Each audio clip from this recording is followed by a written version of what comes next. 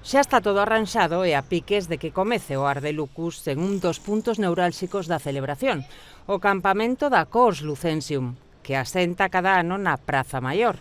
Representantes desta Asociación de Recreación Histórica agasallaron a Deputación Provincial coa moeda oficial do Arte Lucus 2025.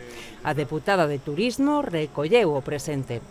Conmemora na súa parte de atrás pois o 25 aniversario da festa, así que para nós isto é máis que importante, así como tamén o feito de que a muralla de Lugo sexa patrimonio da humanidade, que tamén está recollido na súa parte de atrás.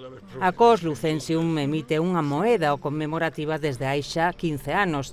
A deste ano representa no seu reverso o número 25, os que cumpre a muralla como patrimonio da humanidade.